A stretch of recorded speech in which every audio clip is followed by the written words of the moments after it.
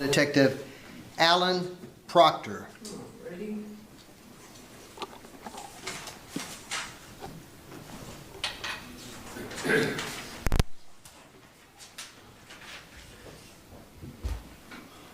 And then, Reporter, you got the name of the last witness, correct? Yes. Okay, thank you.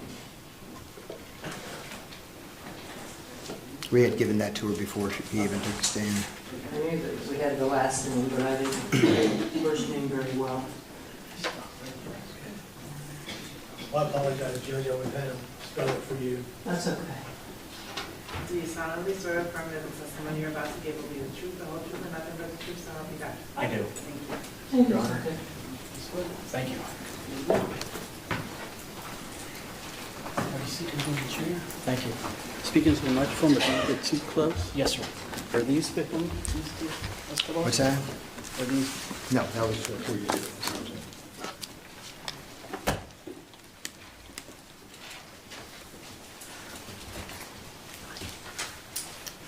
Good afternoon, Detective Proctor. Yes, sir. Good afternoon. Would you please state your full name and please spell your last name? Allen, A-L-L-E-N, middle initial W, last name Proctor, P-R-O-C-T-O-R. Mr. Proctor, would you please tell the court your educational background? I graduated from Grand Ridge High School in 1979. I started attending Hillsborough Community College in January of 1985 as a Department of Corrections, for Department of Corrections training. I then started at Hillsborough Community College. In 1987, I took a Law Enforcement Academy class. I graduated from St. Leo University in 2003 with a bachelor's degree in criminology. Okay. What is your current occupation? I'm retired. Okay, what was your former occupation? I was a deputy sheriff, Pasco County Sheriff's Office. Okay. Counselor too. I am a part-time electrician now also, so Okay. part-time. A lot less stress. Yes, sir. I will continue to call you detective just out of respect. Well, there's no need for that, sir, but whatever you feel more comfortable Okay. with. Then I will call you Mr. Proctor. That'll be whatever. Mr. Proctor, you started your career in law enforcement at the Zephyr Hills Correctional Institution in 1985. Is that correct? That's correct. And what was your position back in 1985 with that particular outfit? I was a correctional officer Okay. In, at a jail, at a prison? at a prison, Florida Department of Corrections, Zephyr Hills Institution. Okay. And in 1988, you became a sheriff with the Pasco Sheriff's Department? That's correct. August of 1988. And it looks like you completed your academy the latter part of 1987. Is that correct? That's correct, my law enforcement academy. Okay. Now, when you started with the Pasco Sheriff's Department, you worked patrol for about 5 years. Is that correct? Yes, sir. Okay. And then in 1993, you became a detective in property crimes. That's correct. And what does a detective in property crimes do? We attempt to investigate crimes involving property, burglaries, grand thefts, things like that. Not homicides. That's correct. Okay. Not normally. There was some involvement even back in that day. Like 93. support? That's correct. Okay.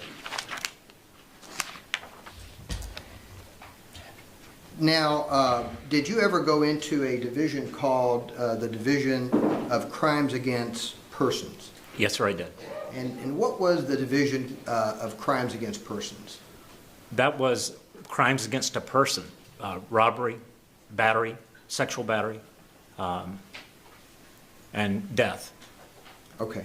Did the name or title to that particular division at some point in time change? Was there like a restructuring of the Pasco Sheriff's Office in name and title? Yes, sir. Okay. And you were in that crimes against persons, I guess, until the change occurred in 03, 04? Something like that, yes, sir. How long were you in that division of crimes against persons? until I retired. Okay. But when you started, do you know what year you started? And crimes against persons? Yes. January of 1995. Okay, so from 95 to 2003, 2004, it was called Crimes Against Persons. About that, I'm not for sure exactly when we made the change over to major crime. Okay. And then the name changed to Major Crime. That's correct. Okay. And so somewhere around 2003, 2004, you are now in Major Crimes, and you are still investigating crimes against persons in that particular division, as well as homicides. That's correct. Okay. Now, in all of your career as a detective, you have been asked to be the lead homicide detective in 3 cases. Is that correct? No, sir. Okay. I was the lead detective, and probably, there again, I sort of lost track, probably about 35 35. as the lead detective. In what kind of cases? Homicides. In homicides.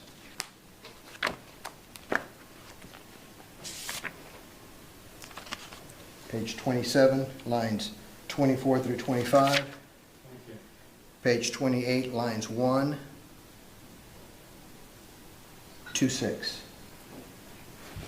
You remember me taking a depo of you back in March of 2015? Yes, sir. You remember me asking you the following questions. Question: how many homicides would you say you were assigned as a lead detective at this point? And Ms. Summers says, in all of his career? I said, uh-huh. And you said, I really don't know, probably 3. That's not what I recall saying, sir. You want to, Maybe that's what it says there, but I don't believe that's what I said. I recall, or I have worked approximately 35 homicides as the lead detective. you want to, same deposition? You remember me taking that same deposition on Friday, March the 27th of 2015? I don't remember the date, sir. I think I've had 2 occurrences to be in front of you in deposition. Page 25, lines 15 through 25.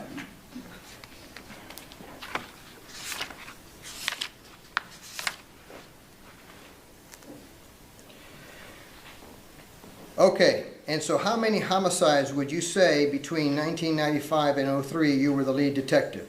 Well, you say, I have no idea. Question: in excess of 10? Answer: 95 to 03? Yes. So in excess of 10. Yes, sir. Today you're saying 35. Over my career from January of 1995 until May of 2016, I believe, sir, and there again, 35, it might be 34, it could be 32, but I would believe it's up in the 30s. Okay. Now,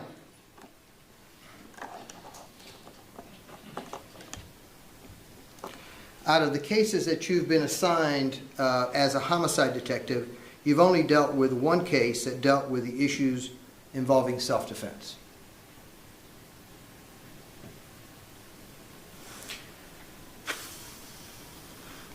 There's only 1 case that I can recall off the top of my head, yes, sir.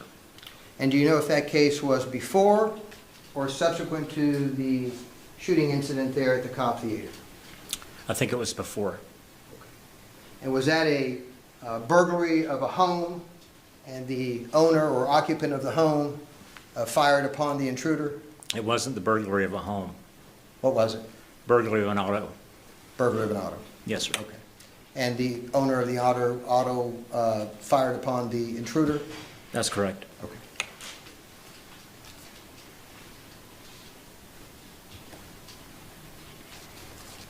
Now, Detective, you've never taken any courses dealing with the issue of self-defense, is that correct?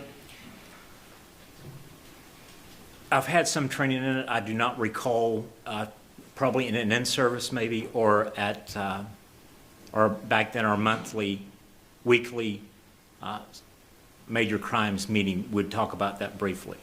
Well, I'm not talking about the discussions, I'm talking about an actual course on self-defense and the investigation of homicides dealing with self-defense. No, sir, not that I recall. In fact, you're only familiar with the law of self-defense to some degree. I don't know everything there is to know about that law, that's correct. In fact, you have only read the law of self-defense and the use of deadly force to a limited degree. That's correct.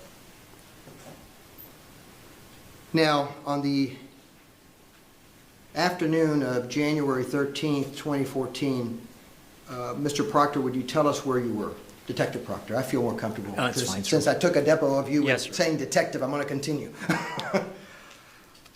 I was working that day as a detective in the major crime unit. Okay. And you had someone else there in major crimes that had recently come into that division, an individual by the name of Aaron Smith. Is that correct? I don't know. I don't recall how long he had been in that unit, our unit. Well, you would agree that it was very shortly before this incident, correct? There again, sir, I don't recall how long it was before he was in our unit. Well, he was an individual that was shadowing you when he first came into the unit, correct? He did shadow me, yes, sir. What, when someone like Mr. Smith comes into that unit, major crimes, could you tell the court what formal training is given to that individual in order for him to competently perform his duties as a homicide detective? Normally, they are not the lead detectives on homicides until after they've had some experience working death cases. Well, I want to know, first of all, the formal training. Is there like a class that they go to for 4 to 6 weeks and, start learning the ins and outs of homicide investigations, or is this more of a shadowing type of, hey, let me see how Detective Proctor does it, and then I can learn from that process? No, sir, there is formal training before normally you are assigned as the lead on a homicide. There's training that they send us away to receive. Okay, do you know if by January the 13th of 2014, Mr. Proctor had achieved going to the homicide investigative course? That's what it's called, correct? Mr. Proctor had been. That's I mean, me. excuse me, Mr. Smith. Sir, Mr. Smith. do what? Had he gone to the initial homicide investigative course by January 13th, 2014? I don't recall, sir. But you agree he was shadowing you initially when he came in? He was shadowing me originally when he came in, but I'm unsure as to whether or not he was shadowing me at that time or not. Now, you get to the Cobb Theater the day of January 13th, 2014 at about 2:15. Is that correct? Can I review my report, sir? Anytime you need to, please feel free to just let me know where you're referring to. If there's something that refreshes your recollection, I'm certainly going to give you the opportunity. I have my supplement here, page 76 of this report. It's 2:15, correct? That's correct. I arrived on scene at 2:15. Okay. And this case originally was assigned to some other homicide detective, not yourself, correct? A Detective Soto? I believe originally they were going to give him this case, but he was on the west side of the county. Okay. And that was going to take some time to get him there? That's correct. Okay. Now, when you get to the scene of this particular theater at 2:15, did anybody tell you exactly what time the incident occurred, the shooting incident?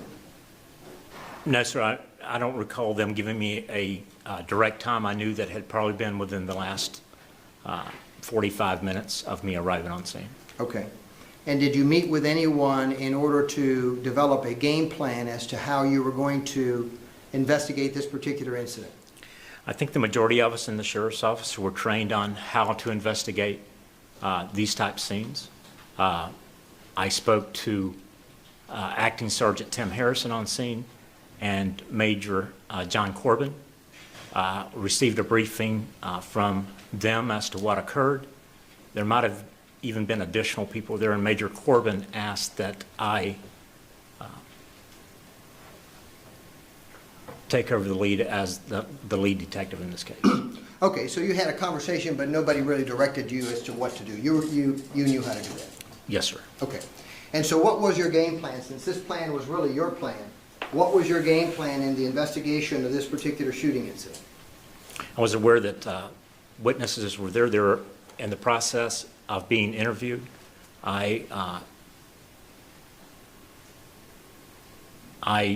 was directed to the Sumter County deputy, Corporal Hamilton, and I conducted those interviews with them.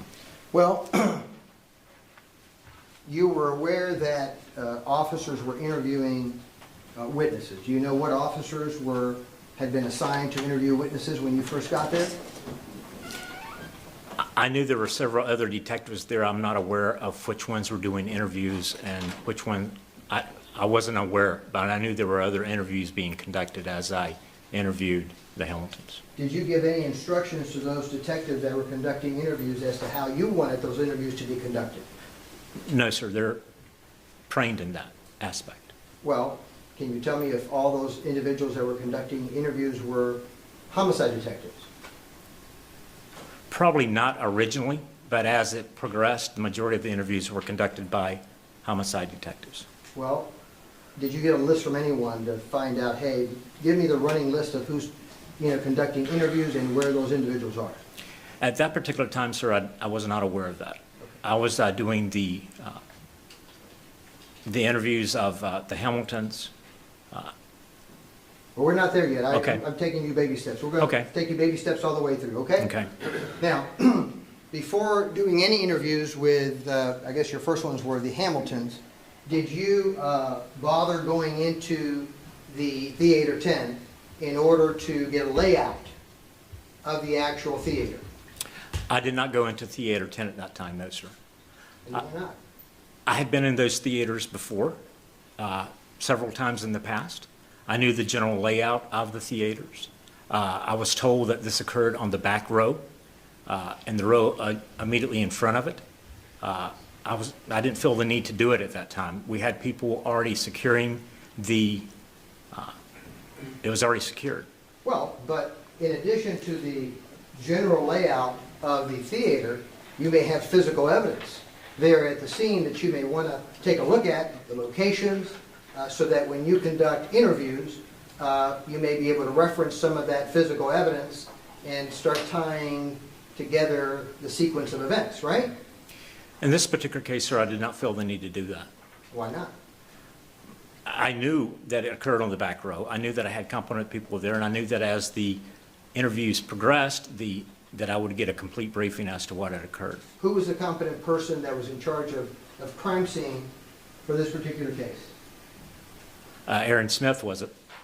He was the detective assigned to the crime scene. You're talking about the detective, Aaron Smith, that had just joined your major crimes unit in December of 2013? Sir, I don't remember when he joined the unit. I knew that he was a sharp deputy. He knew how to work a case. Well, let me ask you, how many times, since you were there, and you're the responsible party when you're the lead detective, correct? Ultimately, yes, sir. And so tell me how many times prior to this particular incident you were aware that Detective Aaron Smith had been assigned the lead crime scene detective of a homicide? I don't know if he was. So this could have been his first assignment of that sort? As on a homicide, that's correct. I don't recall if he had been the lead on it or not. I know that he had worked several scenes. I had worked several scenes with him, and he knew how to work a scene. Well, the scenes that you had worked with him in the past were interviewing witnesses, right? No, sir. So what had he done at these other scenes? And if you can give me a date, that would be great. Tell me what he's done at other homicide scenes when you were there. I'm not talking about homicide scenes. I'm talking about death scenes. Okay, well, death scenes. I don't recall. I know that I have been on scenes with him in the past reference death. That's been several years ago. He was very competent. Well, let me ask you a question. Certainly, the lead detective of the crime scene is a very, very important position. As all, and everything is important. Yes, I'm sir. not discussing other ones. We'll discuss other ones in particular, but that position is a very important position. Yes, sir.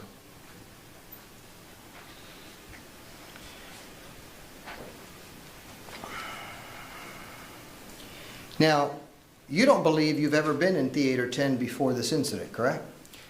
I don't recall being in Theater 10, so there again, I might have been, but I have been in that theater on occasions, and I can't remember which theater I had went into. In fact, the last time you remember going into the Cobb Theater prior to January the 13th of 2014 was at least a year before.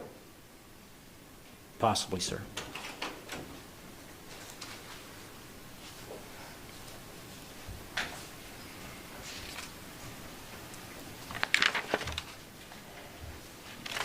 Now, when you first arrived, did you realize that someone had been placed in custody? Yes, sir. Okay. And did you realize that the person that had been placed into custody was a 27-year veteran law enforcement officer, along with 12 years as the head of security for Busch Gardens? I wasn't aware of all that information. I knew that he was a retired TPD employee. Employee? Like Law enforcement patrolman. I might have been told that he was a captain. I don't recall at that time, but I knew that he was ex-TPD.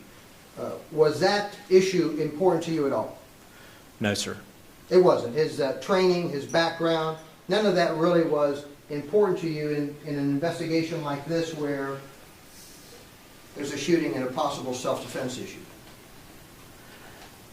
Like I said earlier, everything is important, but there again, him being ex-TPD had nothing to do with the way I conducted that interview. Well, I'm not talking about the employment address that he enjoyed for 27 years. I'm talking about the experience that you gained while you're a police officer for 27 years.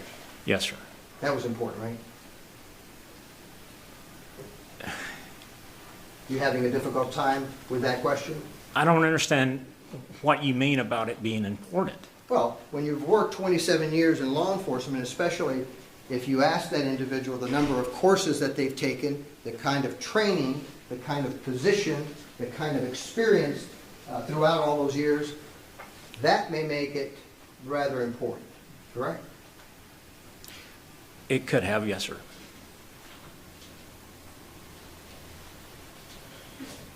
So instead of going into the theater and looking for whatever evidence was there in the theater, you decided that you were going to go and interview an individual by the name of Corporal Hamilton. That's correct. And so when you do these interviews, you would agree that taking a tape recorder with you is important. In this particular case, I felt the need to do that. It's important. It's a homicide slash shooting incident, right? That's correct. Okay. And so what you want to do when you're interviewing individuals, any individual, is that you want to make sure that when you go in there, that you have that recorder on when you go in there. And the beauty of court of law is that you don't even have to tell the individual that you're recording them, right? Because you're a police officer. Yes, sir. Because you want to try to capture every single word that that witness exchanges with you, correct? In this particular case, I felt the need to do that. Okay. And so I did. I felt the need to do that. But I Okay. haven't always did it in all homicides that I've conducted interviews with. Okay, well- Conducted interviews. So was this a unique one that you felt the need to do that? The reason I did this was because I knew that I was going to be super busy, and I wanted to make sure that everything I had was memorialized on tape. Okay.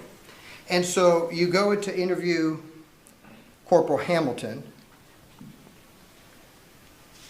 but when you start the interview process with Corporal Hamilton, you don't turn on your tape. I do turn on my tape. Immediately? Yes, sir, the minute we walked into that room. So you're telling me under oath today that you did not have about 5 minutes of conversations with Corporal Hamilton? Is that what you're telling me today under oath?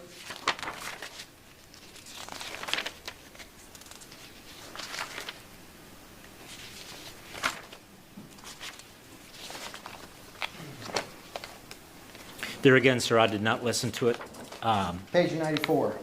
There's a possibility, and there again, I did not listen to the CD, that I might have conducted a brief interview with him off tape. Why would you conduct any interview with a witness off tape? I wanted to make sure I knew what he was going to tell me. Why would you need to know and make sure what he was going to tell you? Whatever he tells you concerning the incident is relevant, correct? I wanted to make sure that he was of the right mind to be able to talk to me at that time. What do you mean the right mind? Do you have a psychology degree? No, sir. Do you have some special knowledge that you can tell when someone is thinking clearly or not thinking clearly based upon the events that they witnessed? Yes, sir. You do. Tell me how that works. Well, I can tell if somebody is able to communicate with me in such a way that I would be able to understand it. Did you think that Corporal Hamilton, which you knew was a police officer, was not going to be able to communicate with you? There again, sir, we all handle stress. We all handle these incidents in a different way. So was Corporal Hamilton getting some special treatment No, sir. because he was a corporal in another department? No, sir. But you did, and remember talking to him for about 5 minutes before you even decided to turn on your tape. There again, sir, I don't remember if I had an off-tape conversation with him or not. The tape stands for itself. Your Honor, at this time, I'm going to make an objection to line of questioning. It's the same objection I made with other witnesses dealing with relevancy as far as the, I'll call it the attacking of the investigation and the immunity hearing. I'll rely on all my previous arguments for the court, but in order to preserve and be consistent, I'd like to make that objection now. And I already know what the court's ruling is, but I think I need to preserve that for this witness. Thank you. Page 94. So then, overall. Yeah. Page 94. Lines 22 to 25. Thank you. How long was the tape? 1432 to 1438. 6 minutes. Does that sound right?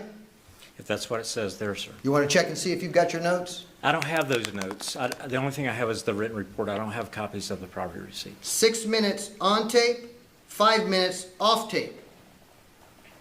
You say, that's correct. All right, sir. I stand corrected. I didn't recall that.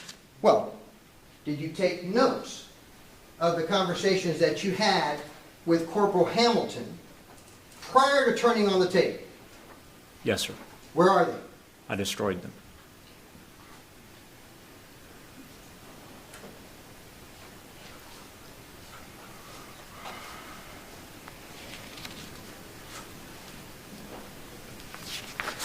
I used those notes to interview him on tape.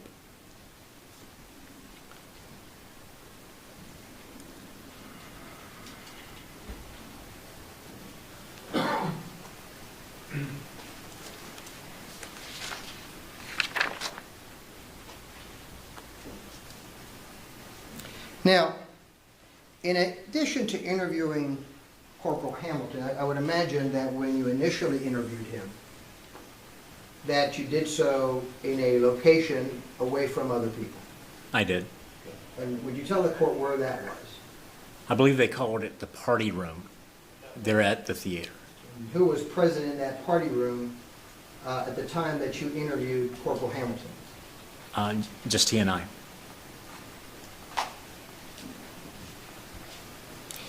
Now, you are certainly familiar with the word witness contamination.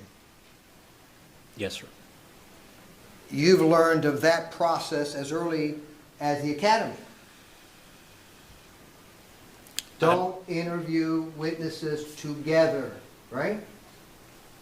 That is part of the training that I have been taught in the past. Including as early as your initial training in the police academy? We do our best to try to separate witnesses when we do the interviews. Because if you don't, and they start listening to somebody else's testimony, they may actually adopt that testimony as their own and actually believe that it's their own testimony. Correct? Anything's possible, sir. Yes, sir. And then once they're contaminated, it's impossible to tell what testimony is the product of their own or what testimony is a product of someone else, right?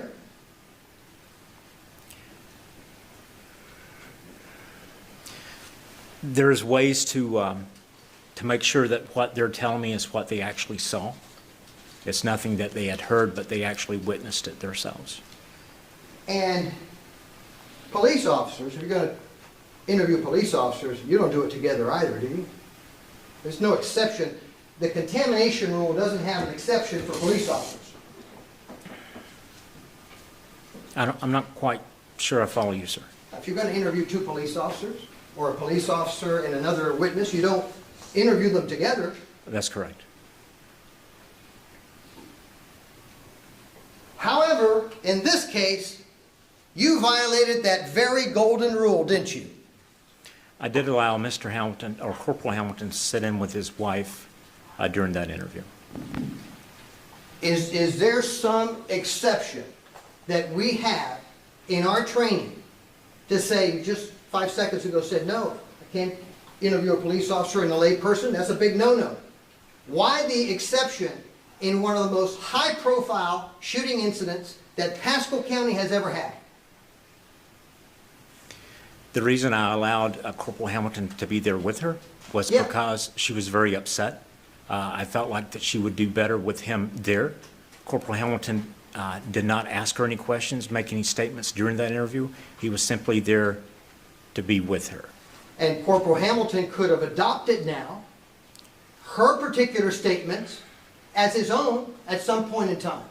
It's contamination. I've got him on tape as to his statement. How long was his taped interview? You're not talking about a thorough interview of Corporal Hamilton, are you? I'm talking about a 6-minute interview where I got the majority of the information that I needed for this You case. think that a 6-minute interview in a shooting incident is a thorough interview? Is that what you call a thorough interview? No, Your sir. Honor, this has become badgering and argumentative. Let's move on.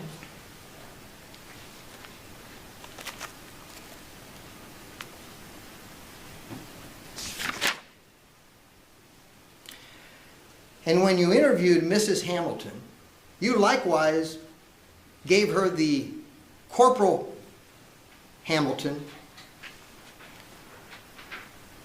5-minute, we're not going to turn the reporter on, right? Let me recall. Let me see if I can find that, sir.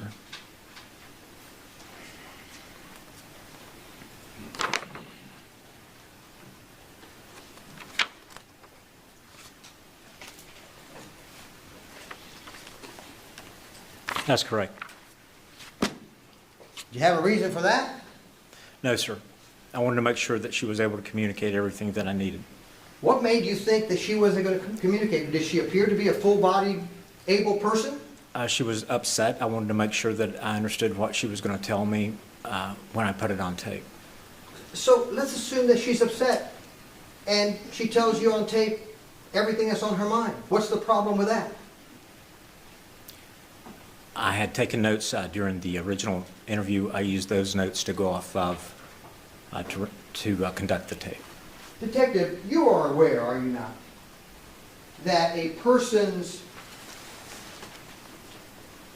being upset, maybe crying, may be relevant both to the prosecution and to the defense to memorialize that activity so that we can determine whether she's under stress, anxiety, all those things. You're not just capturing words, you're capturing her being at that point in time. It's the reason that you recorded from the very beginning. Isn't that the truth? Haven't you been trained on that? I'm not for sure if I understand the question, sir. That you want to record people from the very beginning so that you don't miss anything, including whether they're fearful, including whether they're anxious, including whether they're crying. You want to capture that individual as you first see it. I didn't do that in this case, sir. I didn't feel the need to do that.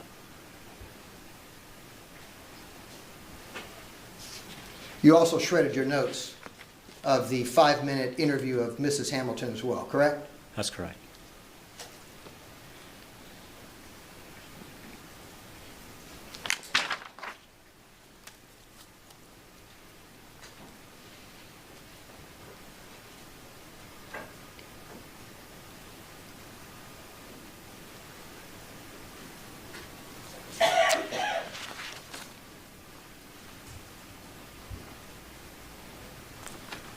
Now, after the interview of Corporal Hamilton, you were pretty well aware that there were some cuss words that had taken place in the theater shortly before the shooting incident, correct?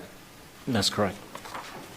But the one area that you forgot to ask these witnesses was, demonstrate for me how loud those cuss words were. Right? I did not ask them that question. You would agree that if someone's aggressive and loud, that has an impact on someone else, correct? It could be, yes, sir. And in self-defense issues, it's very important. It could be, sir. Were you in a hurry? No, sir. Because her interview only took 5 minutes as well. Argumentative, Judge. It only took 5 minutes, right? I don't recall the exact time without the property receipt. That's correct. 2 supposed eyewitnesses to a shooting incident, and you spend 5 minutes with them. Yes, sir. 5 minutes on tape. Oh, 5 minutes, and 5 minutes off. So 10 minutes. Yes, sir. Is that what you would consider a thorough interview? At the time, sir, I thought that I had conducted a thorough interview with them. You agree, would you not, that your responsibility as the lead homicide detective is to gather every bit of information from those witnesses, every bit on tape, not only for the benefit of the prosecution, but just as well for the benefit of the defense, correct? I took a taped statement from them. I interviewed them each approximately 10 minutes each. You would agree that your obligation is to do it very thoroughly, not only for the prosecution, but also for the defense. At the time, sir, I thought that was a thorough interview. So is your statement, yes, that's your responsibility to do a thorough interview of the witness for the benefit of the prosecution and the defense? He's answered the question. No, he's but not. said He has not did- answered that question. He indicated he did a It's a thorough two-part interview. question. Break it down. Rephrase. Is it your responsibility to conduct thorough interviews of witnesses that are eyewitnesses to an incident? Depends on what your terminology and thorough means, what you would consider thorough. They told me what they saw. They explained to me, to the best of their knowledge, what had occurred. You didn't ask them many questions, did you? It was more like, just tell me what you know. Yes, sir. Because your style is you expect people to just kind of volunteer things that they may think you know or want to hear, right? That's your style of interviewing. Just tell me what you know, and then you pack it up and you go away.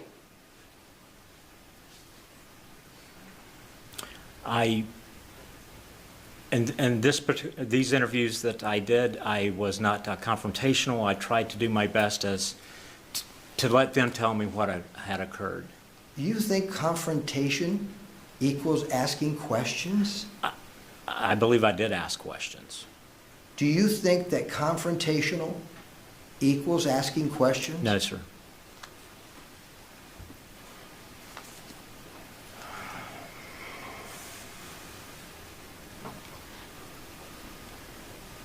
you would agree that if you would have asked at the very least, how loud was Mr. Olson cursing, that would have given you a better understanding of what took place in that theater, correct? Yes, sir, maybe.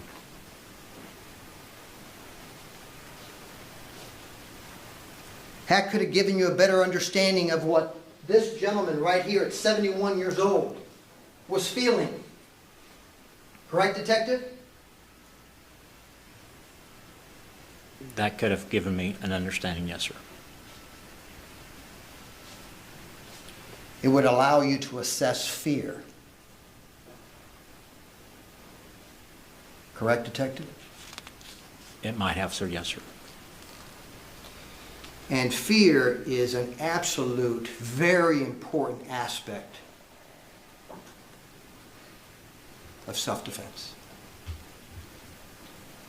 Judge, that's going to call for a legal conclusion on his part. It's an investigative No. it's a factual investigative conclusion. It's not a legal conclusion. That's a legal conclusion, and it's in the term. I'm going to sustain.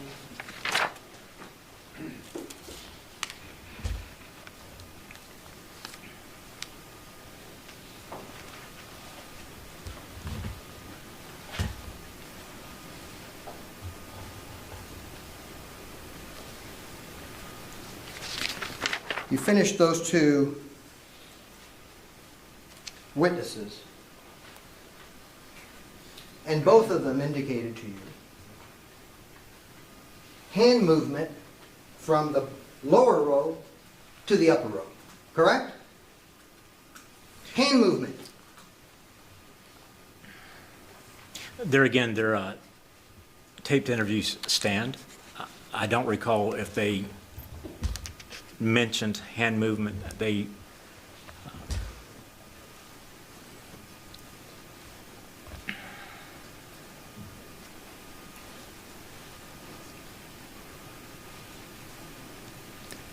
did talk about some hand movement, that's correct.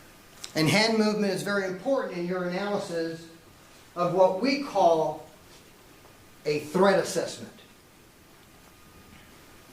Correct?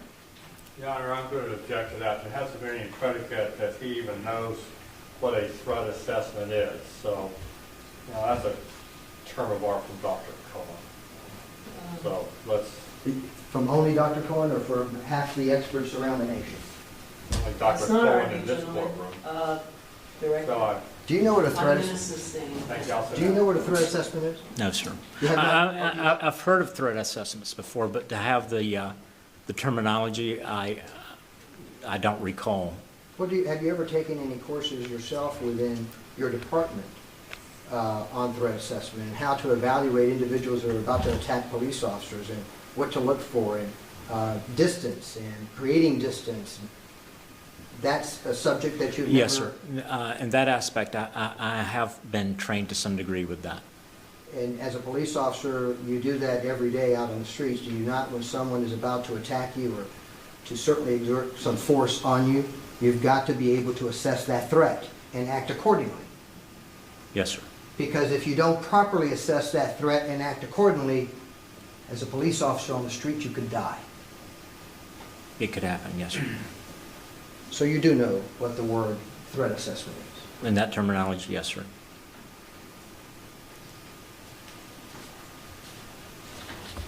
And certainly hand movements are very important to the issue of threat assessment. Yes, sir, could be.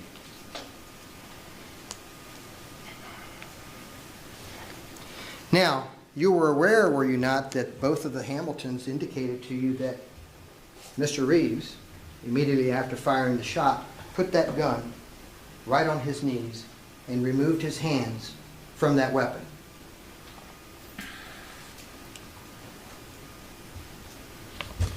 I don't remember if he had his hand or not on the gun when the corporal removed it.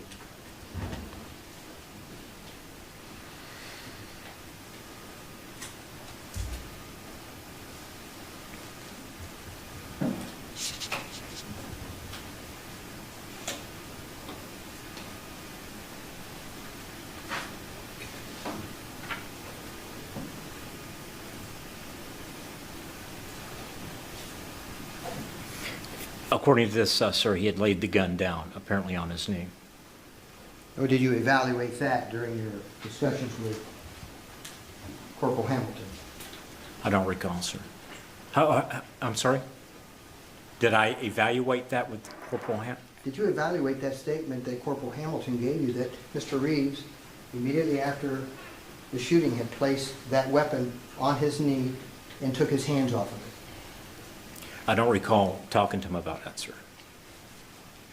Your Honor, at this time, I'm going to object to this line of questioning. I can understand the line of questioning we've been talking about witness contamination, how that might play.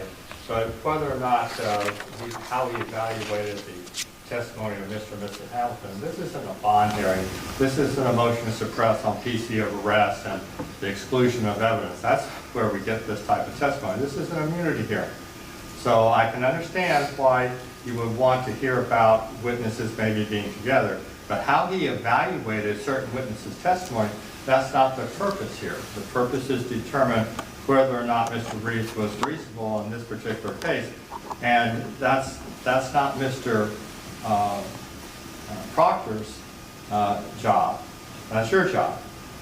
So for the purpose of the immunity hearing, this isn't relevant. So I object to this line of Judge, questioning. his investigation and how he conducted his investigation, every aspect of how he conducted his investigation is extremely important and critical in your analysis of credibility and competency in this particular case. It affects every witness, how he did it, how he didn't do it, how he collected the evidence, how he didn't collect the evidence, because you'll see next week they've got 18 witnesses that they intend to introduce here. This is my opportunity to be able to focus on how they came about in this investigation, what they did, what they didn't do, so that you can evaluate them properly. They want us to be in a vacuum so that you can think, well, you know, the prosecution put all these witnesses in and all this evidence in, and just consider the evidence that they found on the ground. Just consider the evidence that, you know, they interviewed this particular witness. And it doesn't work that way, Your Honor. You have to assess credibility of every witness and every procedure that took place in this investigation. And Judge, therein lies the problem. What Mr. Escobar wants to do is to impugn the credibility of the civilian witnesses with what he perceives as being the deficiencies in the investigation of the Pasco Sheriff's Office. And you can't make that logical leap. So, you know, that's where we're going with it. And so that's why I object. It's just not relevant to these proceedings. Comment over. Thank you, Judge. Now, you remember both Mr. and Mrs. Hamilton discussing with you, or certainly Mr. Hamilton, let's not join them together, my fault there. Mr. Hamilton indicating to you that immediately after the shot, he came over to Mr. Reeves and he grabbed the gun, looked down, and lo and behold, what did he find on the floor? A cell phone, popcorn. A cell phone. So what did you think of that cell phone being in between Mr. Reeves's legs at that moment in your evaluation of facts? Yeah, I'm going to have to check this a little bit different. It doesn't make any difference for this hearing. We have to, really, I know I'm beating the dead horse, but we're at a specific hearing. This is not a trial where he's trying to establish reasonable doubt, and that's what he's used to doing. And he can't meet his burden by establishing it in a negative. You're not going to give, quote, immunity if they can't prove it. So that's why I object to this line of questioning about, well, what did that mean to you? It doesn't make any difference. Where are you going with this? Judge, it's very simple. He did really nothing with this particular phone, and he's going to testify here that, he thought somehow, off the top of his head, that maybe it was Mr. Reeves. He did absolutely nothing to investigate this case, not only when Corporal Hamilton showed it to him, but after Mr. Reeves had told him, hey, I think that I know I was hit in the head. I think I may have been hit in the head with a phone. Oblivious to it. Totally oblivious to it. Didn't do anything with it. Didn't do any investigation to it. He still assumed that it was Mr. Reeves's phone that was in between his legs. These are critical issues that this court's going to have to evaluate in assessing credibility, in assessing competency of not only this detective here, but every officer that played a role in this case. If not, what we're doing is, let's just throw a bunch of of evidence somewhere in that theater, and then let's just let Mr. Reeves testify about what happened, and then that's what he wants. Then let's have the court determine, just based upon Mr. Reeves' testimony, as to whether he acted reasonably. There's a vital part here of the investigation. I'm not, as you can see already, of the testimony that we've elicited concerning, Detective Proctor's, and I say this with total respect, with reference to his performance, but it's important. It's not like I am harping on things that shouldn't be harped on.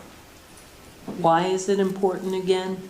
It's because, Your Honor, you're going to have to assess the... Why do I have to assess how he performed and why do I mean, I get it in the whole grand scheme of things, but are we going to go through witness by witness No. by witness and evidence by evidence, No. and I'm going to have to second guess what he did at that time? There's two witnesses that we're going to be going thoroughly through this, which were the two main witnesses, the two main officers that were responsible for this investigation. And absolutely, Your Honor, this court needs to be able to assess the credibility of both of those witnesses, because they're going to be testifying their opinions as to many things involving the investigation itself. And if I'm not able to show this court what they didn't do and why they didn't do those things, and have the court evaluate that, then this court's going to sit here and it's going to say, well, Detective Proctor, has 35 homicides under his belt, and he did an absolute wonderful job, which is not part of my main case, but it is impossible for you to judge his credibility unless you know what he did and how he did it in the investigation. And Judge, this is my burden, but what's going to happen here is that they're going to present their testimony, and they're sandbagging me at that point in time. And so I don't think that what I'm doing here with Detective Proctor, and I don't think that what I'm going to do with Detective Smith is out of line at all. It is very, very relevant. And it's necessary. I've got a person's life in my hands. I've heard that before. I get that. The issue I have here is, at what point, I've got a very specific job to do. And I don't really see myself coming to that conclusion, oh, well, Detective Proctor did this, so I'm going to infer that. That's not really It's not inferring. my process. It's not inferring, is determining. That's what you basically just said, that I'm going to do with, You're going to assess credibility of every witness. Of course I am. Because the minute someone takes the stand... All right, let's just clarify, okay? Credibility is huge. I've been doing this long enough to watch and listen and know what I need to look for and all the things that all the guidance we're given. You can point out any deficiencies you feel were done, but let's get on with it. I'm not in a position, my job as a whole is to make a decision in this case regarding whether Mr. Reeves acted reasonably or not, in a nutshell. And I don't need to know exactly what Detective Proctor thought when he was interviewing someone to determine their credibility. If you want to, I'm going to give you some leeway on this, but let's that's not, I don't want to get away from the crux of the issue here, as Mr. Martin has been objecting for the duration of this hearing. Let's please, get to the heart. I will allow you some leeway to show what you feel are deficiencies. But only to the extent that it impacts somebody's credibility. And Judge, respectfully, that's what I'm trying to do. I'm not trying to go outside of those bounds, and I certainly understand the court's feelings and rulings, and we will abide by them. All right, go ahead.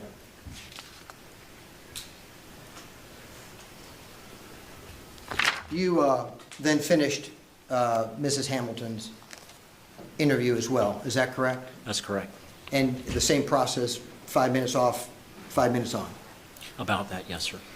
And then who did you decide to interview then? Mr. Reeves.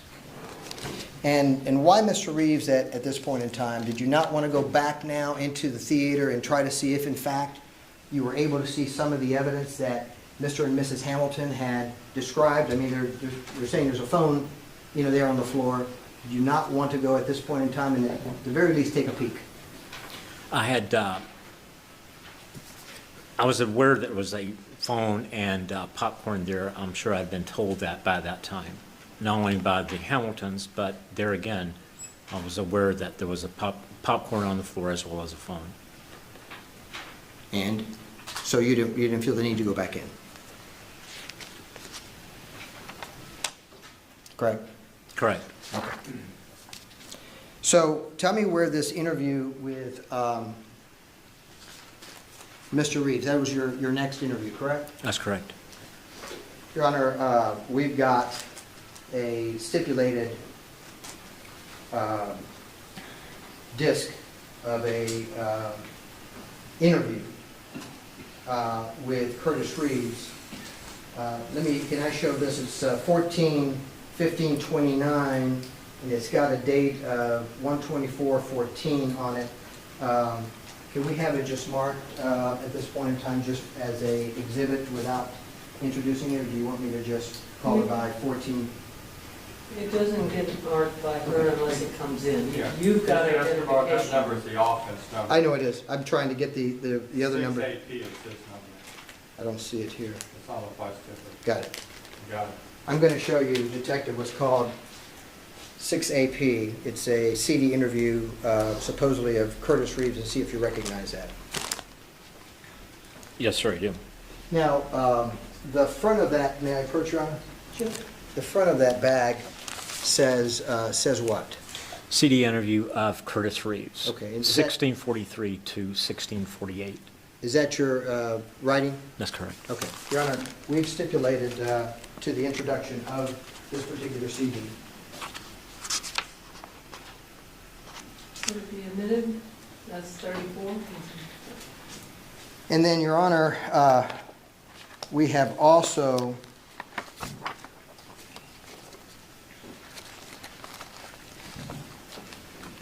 agreed to the admission of a transcript that was performed by the State Attorney's Office, and I'm going to mark the back of this one. What's the back?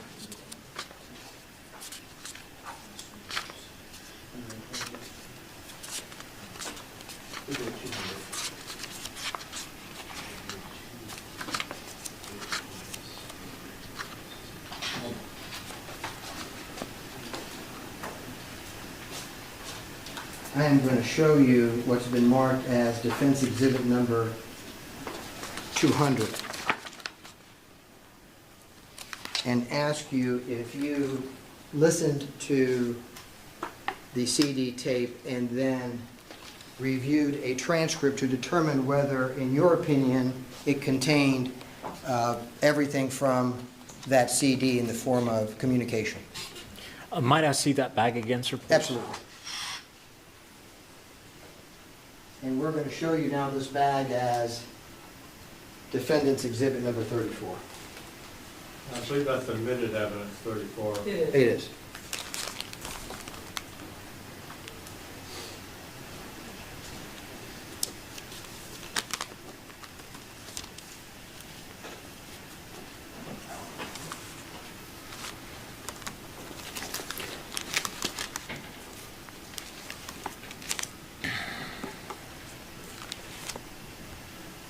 Can I look at my property receipts? Sure. Do you have those? No, I got this from the prosecution. They were the ones that indicated that Yes, sir. on the Exhibit 200, that was something that you had reviewed and had approved. That's correct. Okay. And so Defense Exhibit Number 200 is what you reviewed, and you determined that that was a correct transcript of what's contained. Judge, let me, if I may just explain. The transcript is within the police report itself. And Mr. Escobar is correct. What I did is I took the reformatted so that it read with line numbers and a page so that individuals could refer to the page of the police report is 76, and when we had a line number, it made it a lot easier. We have agreed, and normally we don't do this, is to put a transcript into evidence, but it's only for the immunity hearing, so that we aren't constantly trying to play and find bits and pieces on a CD to speed this up. This was a stipulation between the defense and the government, and we're going to give the court a copy as well, so that, Yeah, we have a copy for the court, but not quite the format, was just a little bit different. Okay. And that's Thank you how for that that transcript explanation. came about. I didn't transcribe it, I just I reformatted. figured, I didn't know that one. Your Honor, we would move defense exhibit number 200 into evidence as Detective Proctor's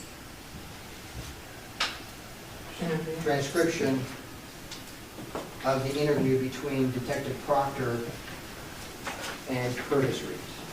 And that'll be 35 transcript of interview. It will be. And Your Honor, I've got a copy, we got some copies for the court as well. Mr. Escobar, if I could put one other thing on the record about the transcript. You'll see it says revision 1917, but it also right under that says PSO report printed 1/12/16. That's important because every time you print a Pasco Sheriff's report, it repaginates everything. So if you have a police report that was printed after that date, the pages may or may not be the same. So I want to make sure the record's clear that we're trying to correlate page report with a printed copy of the Pasco Sheriff's Office report. You have to refer to the printed on 1/12/16 for the pages to correspond, page 75, 76, that sort of thing. Okay, I know that drives us nuts, but that's just the way it works. all right, thank you. All right, thank you. Thank you, Mr. Escobar. Okay, let's talk about your interview of Mr. Reeves and where that took place. So you've finished Mrs. Hamilton, and where do you go now? I exit the back of the theater with Detective Koenig. I exit the theater with Detective Koenig. I drive my vehicle around back where I make contact with Deputy Gondak, who has Mr. Reeves sitting in the back of his car. Okay, and what do you do at this point? Mr. Reeves is removed, the defendant is removed from the back of the car. I move him to my car. We move his handcuffs from his back around to his front, and he sits in the front of my vehicle. Okay. And all the while that you're doing this whole process, do you have a recording? Yes, sir, I do. And are you turning the recording on immediately at the time of that interview? Yes, sir. And why are you turning the recording on immediately at the interview of Mr. Reeves? To capture what he tells me. So you used a different process than you used for Corporal Hamilton and Mrs. Hamilton, He's the suspect in this case. and so that makes a difference. Yes, sir. Okay, and so that is where the interview is conducted? In the front of my vehicle, yes, sir. And why not in some room at the Cobb Theater? Convenience. It was just easier to set him in the front of my car. Okay.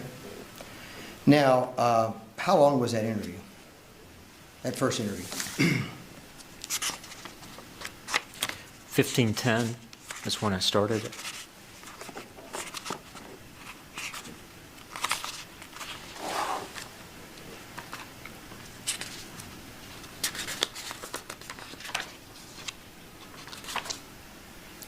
It's concluded at 15:40. 15:40? That's correct. So about 30 minutes. Yes, sir. Okay. Now, in that particular interview, are you using the same procedure of just pretty much tell me what happens and you let Mr. Reeves tell you what happens? Yes, sir. It was an interview. Okay. In that particular interview, did Mr. Reeves tell you that he was scared of Mr. Olson before the shooting? There again, the tape sort of stands for itself, but he did mention that he was scared. Okay. Did he indicate to you that he had been hit in the head and he believed that he had been hit in the head with a phone? He says that he's been hit. Originally, it was with possibly the fist, and then the cell phone, and then he just told me he didn't know what he was hit with. Well, but the question is, did he tell you that he thought that he was possibly hit in the head with a phone? Yes, sir. Now, did you ask him what the lighting conditions were inside the theater? No, sir. Why not? Well, he said that it was dark in the theater. He volunteered that. Did you get that same statement that it was dark from Mr. and Mrs. Hamilton? I don't recall, sir. It's on the tape if I did. Had you checked with anyone there at the Cobb Theater to determine during previews what the level of lighting was? No, sir, but I've been in theaters before with the previews playing. And so you accepted that as being dark? Well, as being, yes, sir. Darker. Darker than with the lights on full blast. Okay. And so, did that play a role in your evaluation that if it was darker, you may have a bit more difficulty seeing everything clearly? I think, yes, sir, common sense would dictate that, yes, sir. Okay. And so, when he told you, hey, I think that I may have been hit with Mr. Olson's cell phone, I'm sure that that rang a bell with reference to your statements that you had previously taken from Corporal Hamilton and Mrs. Hamilton. I made note of, yes, sir. Wow, he got hit with a phone, and we've got a phone in between Mr. Reeves's legs. You wanted to go find that phone. Did you not? I knew the phone was there, sir. Or did you want to at some point quickly try to focus on that phone and see if in fact that was Mr. Olson's phone? I did want to determine whose phone it was. You what? I did want to determine whose phone that was. When did you want to determine whose phone it was? As quick as I could. Did As you soon make- as Did you make a determination on January the 13th of 2014 as to whose phone it was? I speculated that it was Chad's phone. You speculate. Yes, sir.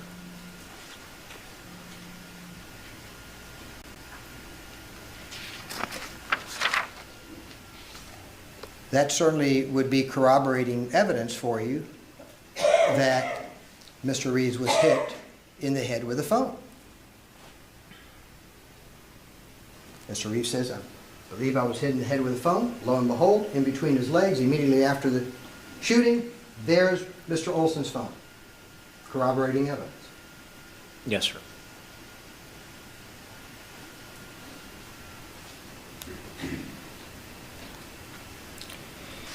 And Mr. Reeves told you that in addition to being hit in the phone, that Mr. Olson was cursing violently at him. He said that Mr. Olson, Mr. Olson was cursing. Yes. did you ask him how loud? He says that it was loud.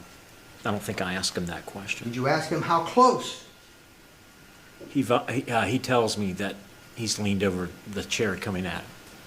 Did you know at that time how tall Mr. Olson was? No, sir. Did you know how much he weighed? No, sir. Did you know how old he was? No, sir. Not the direct age. No, sir. Did you take that opportunity in talking to Mr. Reeves to discuss with him the extent of his training as a law enforcement officer for 27 years with the Tampa Police Department? No, sir. Why not? I didn't feel the need to do that. Why not? I did not. I just didn't feel the need to do that at that time. It was not part of. He had just shot someone. I wanted to make sure that he told me what occurred. I did not feel the need to discuss his history there with Tampa Police Department. Well, did you want to determine how he carried out the threat assessment of Mr. Olson against his person? Judge, I hate to keep standing up, but we're back to, it, Hang on a minute. so glad that's not me. Are you objecting to no predicate or? Well, I'm objecting to the 4-2 argument, and we're back to the purpose of why we have these questions for this hearing. I know the court says, and I don't mean to usurp your authority to call quits when you want to call it quits, but for me, we're back to this where we are. It doesn't make any difference what Mr. Proctor was thinking or doing at this point in time. We got the statement that we got. We have the evidence that we have. The witnesses are what they are. They remember what they are. So again, it's almost like, Judge, the argument we have when we have hearsay. We've been arguing about, oh, it's hearsay. Well, if it's not offered for the truth of the matter asserted, it's relevant for what? I mean, that's where we're at now. So we can say, oh, we're not offering for the truth. That's almost like the argument that Mr. Escobar is making. But we're not getting to the second part. What is it offered for? And it has to be relevant if it has a tendency to prove any material fact. And so we have the same thing here. It doesn't make any difference what Mr. Proctor thought about what his thoughts were during the interview. It's not a probable cause. It's not a suppressed. And that's not what this hearing is all about. He's already been arrested.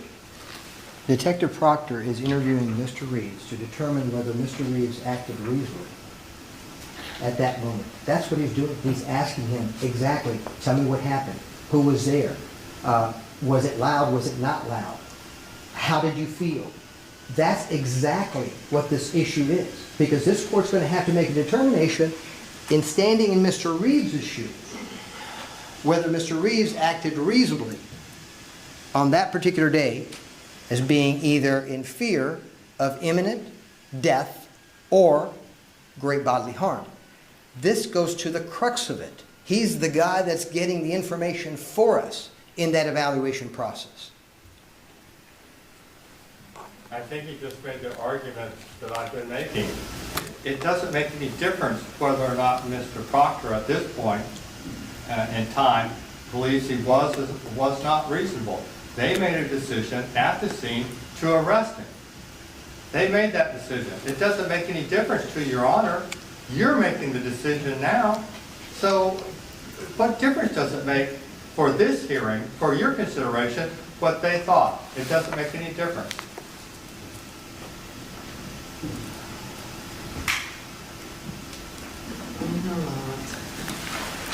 Stay to the issue. Keep the.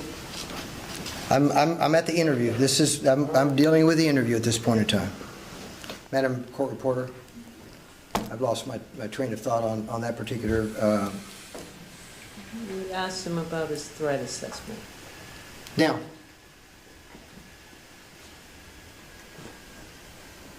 you didn't ask him how loud, but he volunteered. Is that correct? That's correct. Okay. And he indicated to you that he had been hit, he thought, with a phone, correct? A phone, a fist, something. And he indicated to you that he saw Mr. Olson coming, his body coming over his seat, and Mr. Olson was facing him, correct? That's correct. And he indicated to you that he was trying to create distance as much as he could with Mr. Olson, correct? He said he sat back in the chair. Is that a common police procedure, creating distance between the person that's attacking you? Depends on the situation. Well, is it always that you want to create distance from someone that's about to attack you? Normally you would want to do that, that's correct. You certainly don't want to shorten the distance, is that correct? Probably not in this situation.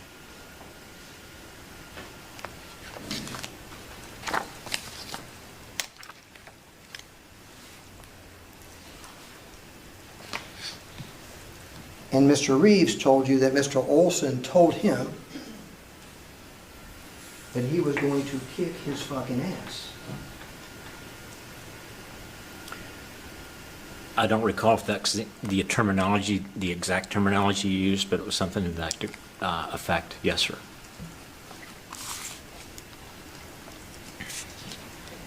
And Mr. Reeves told you he had never been so scared in his life.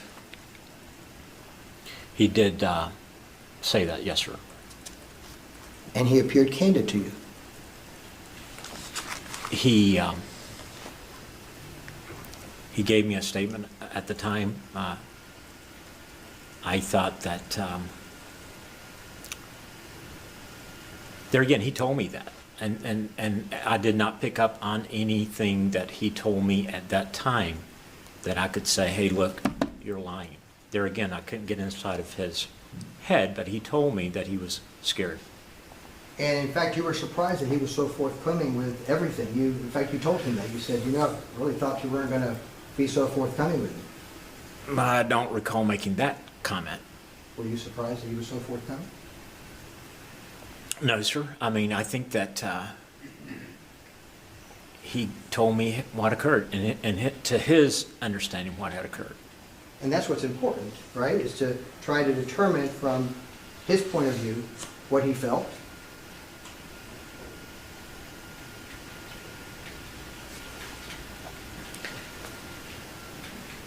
It would be important for me to know what was going on there. Yes, sir.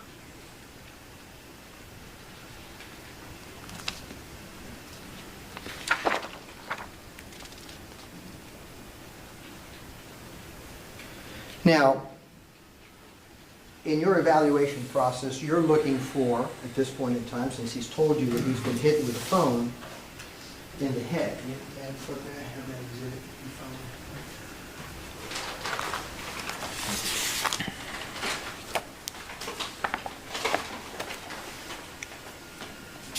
He's been being hit with a phone in the head. Certainly, that is not the common use of a phone. Correct? That's correct.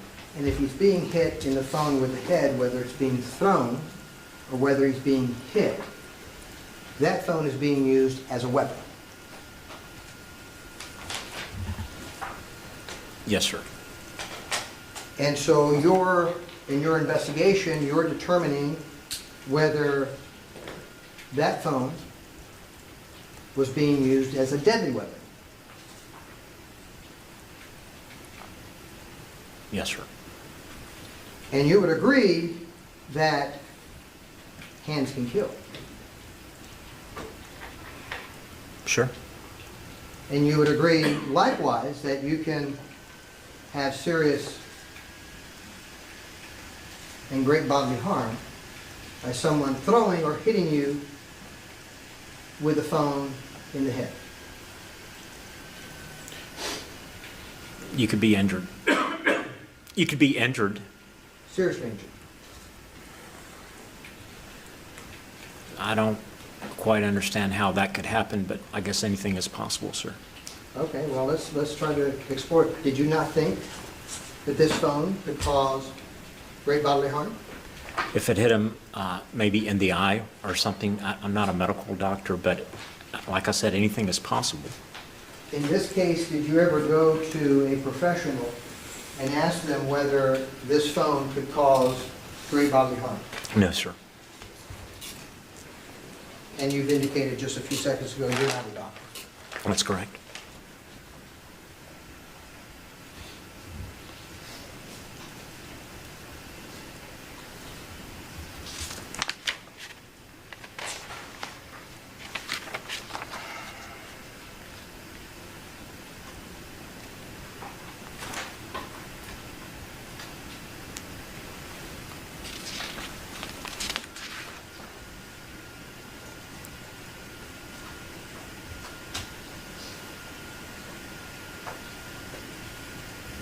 Throughout this 30-minute period of questioning of Mr. Reeves, did you ask him how loud the surroundings were when this was happening? No, sir. He told you it was dark. Yes, sir.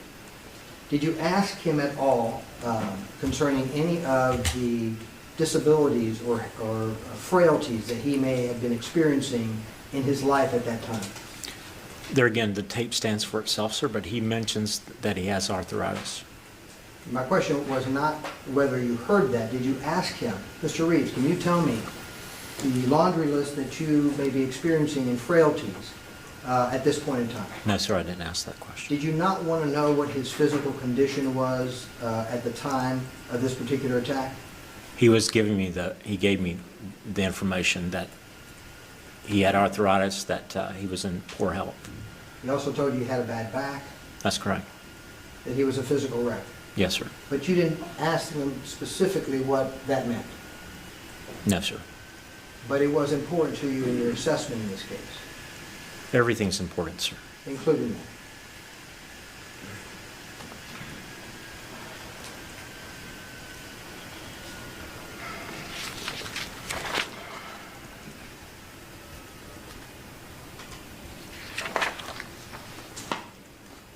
Now, Mr. Reeves also indicated to you that his head was hurting.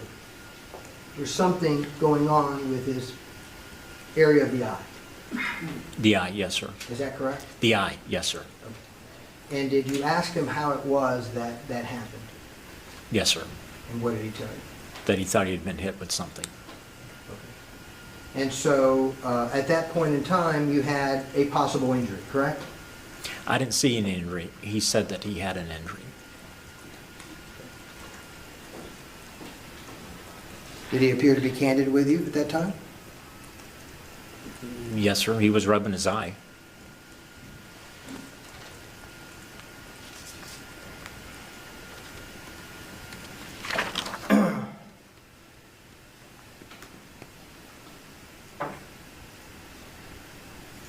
That interview took 30 minutes.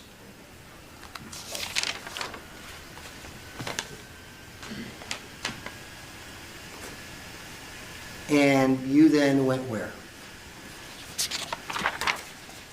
I spoke to Miss Reeves. Okay. And so where did that take place? I believe that was also in the party room. Okay. And did you have a pre-recording for that? I did not. And why not? She had already been interviewed. Okay. And so why were you interviewing her then if she had already been interviewed? To get her on tape. She had not been on tape before. That's my understanding. Okay. And so now you were going to get her on tape. That's correct. Okay.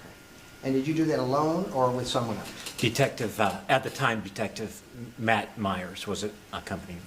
Okay. And how long was that interview, by the way? 1625 to 16, or 425 to 438. 4:25 to 4:38. So how many minutes? 13. 13 minutes.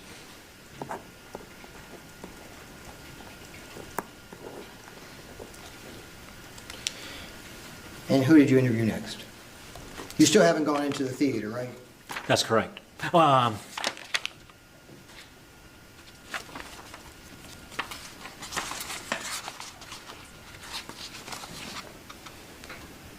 Because you had a second interview with Mr. Reeves. That's correct. So you still haven't gone into the theater.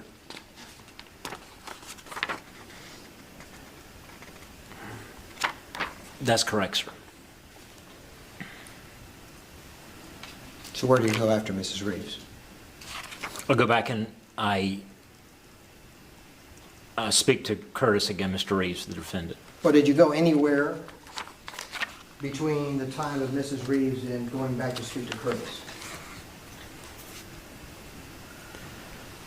I believe that's where I met with the command staff, and we had a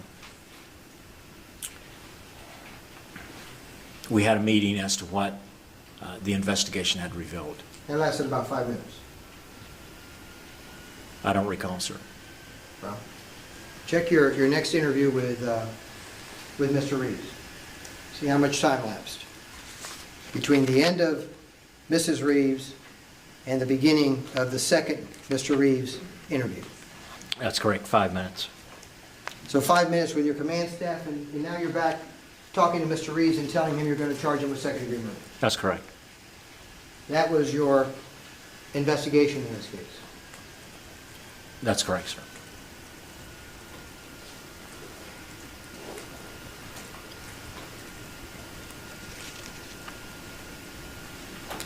Despite the fact that you believe that Mr. Reeves was very forthcoming with everything that you had asked. He gave me a story as to what had occurred.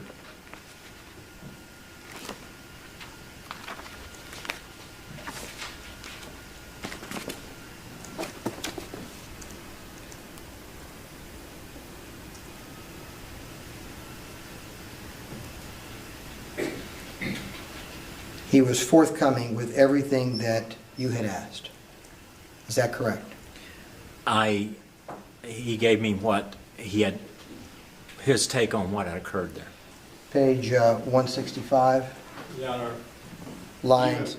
I appreciate that, even if those words were in there. I mean, we're really nitpicking about what's going on. Was he forthcoming? He said everything. I mean, is that really impeachment? No.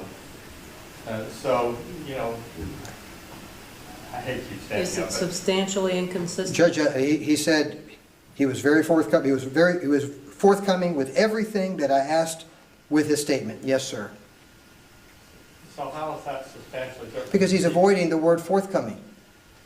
That's what he's avoiding. I've asked him twice. Forthcoming. Correct, Detective? Wait a minute, we're still, I still have my objections. It's not I substantial. heard him say candid. Right. And forthcoming meaning giving him as much information as Mr. Reeves had. Go ahead, I'll overrule. Correct, Detective? Is that what I said in my deposition? That's what you said in your deposition. I understand, sir, that he gave me a statement at that time that I believed in to him, he thought was true and correct. Now, what do you do now? Because now you've gotten his statement, correct? Yes, sir. You believe his statement was straightforward and honest. In his mind, he thought he had sat in the back of a patrol car for a period of time, and now he's telling me this story. Yes, sir. He appeared straightforward and honest. He told me what had occurred. There again, I cannot get inside of his head. He's telling me that statement. Page 165. Question. And one of the things that you're trying to assess, well, in this person, is he candid with me? He appeared to be honest and straightforward. Was he? Your answer. He did appear to be straightforward. Question and honest. Answer and honest. All right, sir. Were you being truthful back then? Yes, sir. Is that a truthful answer? Your Honor, I'm going to object then. It calls, that depot calls for speculation, it's calls for speculation now. Just like Mr. Proctor said, he can't get into his head. So just because it was asked at the depot doesn't mean it's going to be admitted into court. That's not a proper question in court, call for speculation. Yeah, I kind of thought so, but it's, we've already had this discussion for impeachment purposes. I'll allow it, but now you want to object as to calls for speculation, the question? Yeah, we've already gone past that. But let's just move on. What was your next step in this investigation? Now you've informed Mr. Reeves that he is going to be arrested. I go into the theater. Okay. At what time did you first go into the theater? So you would have gone to the theater after you told Mr. Reeves that he was going to be arrested? That's correct. I go in at 5:32. At 5:32? That's correct. And that's approximately how many hours after this incident?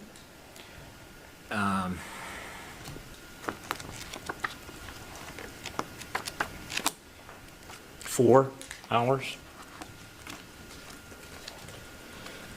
Now, what's your purpose now in going into the theater? To visualize the theater. I wanted to see the area. Why didn't you do that before you decided to charge Mr. Reeves with second-degree murder? I had I was being apprised of everything that was going on inside the theater. Who was apprising you of that? Sergeant Harris, or Acting Sergeant Harris, and other deputies who were in contact with Detective Smith. Well, then, and you're talking about the interviews that were taking place? No, sir, the crime scene. Just a crime scene? Yes, So sir. you weren't being given any information about the interviews that were taking place by the various detectives there with the Pasco County Sheriff's Office? No, sir, I was being apprised of that also. Or how were you being apprised of that? Those detectives were reporting to Sergeant Sessa and Detective Harris, who was acting sergeant for Well, them. how many summaries of their interviews did they give you before you decided to charge Mr. Reeves? We stood there, we talked about it. That's a 5-minute session that you had there? Yes, sir. So I would suspect that no one during that 5-minute session told you about Joanna Turner. They did not mention people by name. Well, during that 5-minute session, certainly they didn't tell you about the young lady who indicated that she saw Mr. Olson with a dark object in her hand that she believed, in his hand, that she believed was either a dark cup, black cup, or a thermos, making a throwing motion to the back I area. object, Judge, and you saw her actions, and that's not what she did. And he knows it. Judge, you can be the judge of it, whether it was No, no. this or whether it was No. this. It's a throwing motion. No, that's exactly right. So I object the whole line of questioning. Again, we're going right back. It doesn't make any difference what took place in that 5 minutes for you to make your decision. And this whole line of questioning is not relevant to these proceedings. Where are you going with this? Judge, just the area of the decision-making process and the communication is very important. It doesn't And it's make not going any to, it's not going to difference. take me a whole lot of time. I'm going to be off of this in a few seconds. Go on. So that information was not given to you, correct, Go Detective? on. Not about the lady who was observed throwing an object. No, sir. Why not? It wasn't furnished to me at that time. Well, at the very least, did you inquire of any, either Harris or Sessa or any other detective, hey, listen, Mr. Reeves told me that he got hit in the head with a phone. We need to find out how that phone got in between his legs. Whose phone is it? You knew it wasn't Mr. Reeves' phone, right? That's what you're telling me. In that meeting that we stood there, we talked about the fact that no one had saw him get hit with anything. Was that odd to you in a darkened theater, people watching previews, in a loud theater with previews? Was that odd that people would not have clear vision of everything that went on around them? You know, his wife is sitting right next to him. Right. She doesn't see that. She doesn't see him get hit. And she tells you that she was terrified when Mr. Olson was coming over onto their seat, correct? I don't know if she uses the terminology terrified, but her tape stands for itself also. She's scared. You know, again, this is getting argumentative. He wants to say, you should have done this, this, and this. This means this to him, when in fact, they took a different approach. They made the arrest, they made the determination that the immunity wasn't going to apply at that initial investigation, and now it's up to you to decide on the facts in this case, and this is not relevant to these proceedings. Judge, we cannot present our case in isolation. If that was the case, then the only one that we could present is Mr. Reeves to come in here and say, this is what I remember happening. We weren't there. Remember, when law enforcement goes there to investigate a crime, the defense is not there. And so it's their production. It is their investigation. These items of evidence that you're going to see next week from the government are going to be from individuals like this detective. And you're going to have to assess the credibility of that particular evidence and the relevancy of that particular evidence based upon his investigation. I know what Mr. Martin wants. He doesn't want the people that actually... Mr. Escobar doesn't know what I want. I'm getting tired of him trying to All right. explain to people what Been I a long think. week. Listen, I do not know exactly what's coming. So, in an abundance of caution, I'm going to allow this, so we don't have to call everybody back, because I can anticipate I'm going to hear that argument. If you'd have let me delve into this area, this is exactly what I was telling you was going to come. So I'm going to allow it. Just please. I'm trying to move along as quickly as I can. And I'm not worried about quick, just redundant or irrelevant, just, kind of keep focused. I am. Okay? Thank you. So now you go into that scene without having the benefit of Joanna Turner. Correct? That's correct, sir. Why not group all the detectives that had done some interviews and at the very least gather them up and for yourself figure out what they learned? We did that. In that 5-minute period? No, sir, afterwards. After you went to the scene? Right. Okay, so we're going to get to that in just a second. But so now you go into the scene and lo and behold, you see the phone? I can't remember if the phone was there or if they already collected it at that time. Why would they be collecting it without you having the opportunity to see it in the location of which it was found? It's been- You've got the information now about that phone. It's been photographed, it's been videoed, and it's been collected. By that time, did you know that there was a video surveillance system in that theater? I was told there were cameras up. I did not believe that it would capture the actual event. And how did you make that determination? Because you hadn't been inside the theater yet. Oh, you're talking about afterwards is when No, I'm in? Before.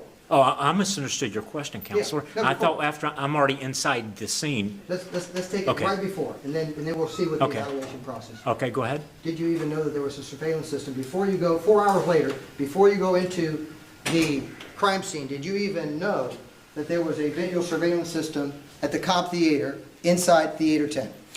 I don't recall if they told me that or not. I don't believe I was aware of it.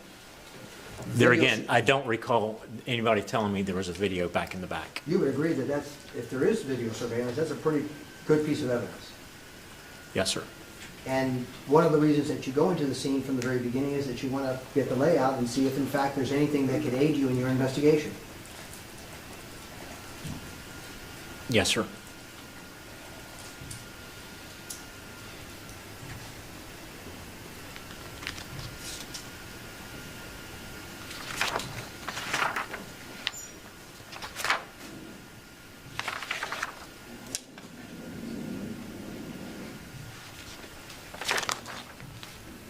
If that phone had hit Mr. Reeves, you realize that there's a possibility that there would be DNA on that phone. Correct? Yes, sir. So you don't want that phone touched. If there's DNA on that phone, you summons the forensic people right then and there. They can do that DNA right there on that floor. We don't do that? No, sir. And why not? Needs to be in a controlled environment. In a controlled environment. That's correct. Okay. Well, but you have forensic people to do that. In a controlled environment. And you also had cyber crimes there, correct? I believe they were, yes, sir. And so you can group up both cyber crimes and forensics to take care of just about anything with that phone. That's not protocol for us to process DNA on the scene involving a phone like that. Do you realize that when people touch a phone, that they can damage DNA? Remove DNA? There again, they're trained in how to handle DNA touch evidence. And so you didn't ever, days later, instruct Detective Smith to go into evidence and turn on that phone again to see whose phone it was? I did not instruct him. He was instructed to go. He was instructed to go. That's correct. Did you know that he was instructed to go and touch that phone again before DNA even had a chance to touch it? I don't recall, sir, when I became aware of that.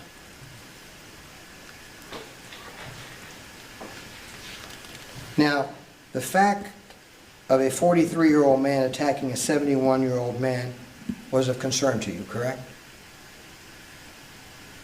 Yes, sir.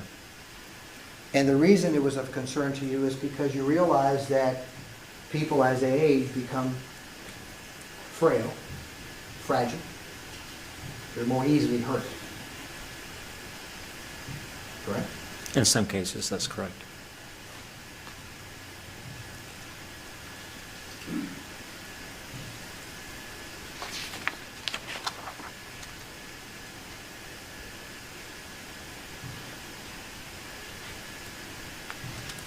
Mr. Reeves was an elderly man, 71. and he had already told you that he had some physical problems. That's correct. And Mr. Reeves told you that he believed that Mr. Olson was going to, quote, pardon my language, beat the shit out of him. Your Honor, asked and answered about 40 minutes ago. 16, we've heard that. Mr. Reeves had told you that Mr. Olson was very explosive at that time.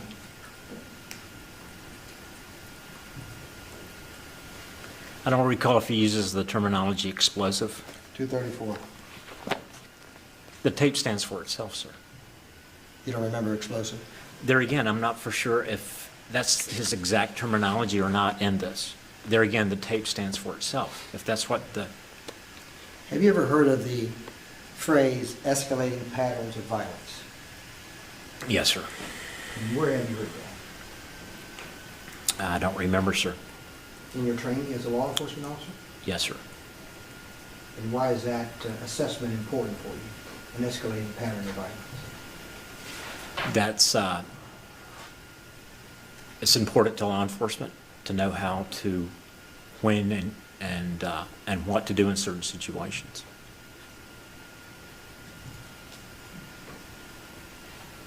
And if you don't correctly assess that situation, it could mean your life. It could, yes, sir.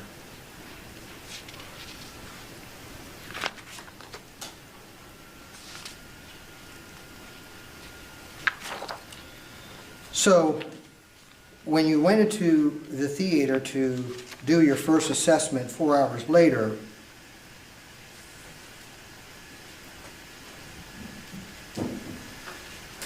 there was no evidence there? There again, I believe the popcorn might have still been on the floor and things like that. I believe that they were in the process of possibly numbering the seats at that time.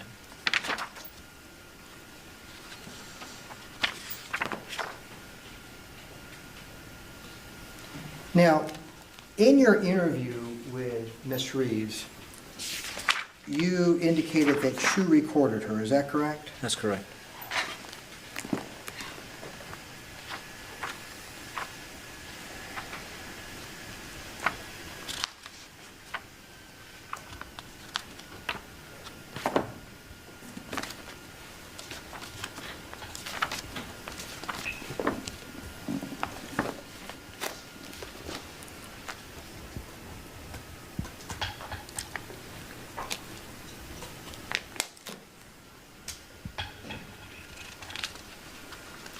And you remember her telling you in that interview that immediately after the shooting, Mr. Reeves had told her, Mr. Olson hit me in the face. Your Honor, I'm going to object.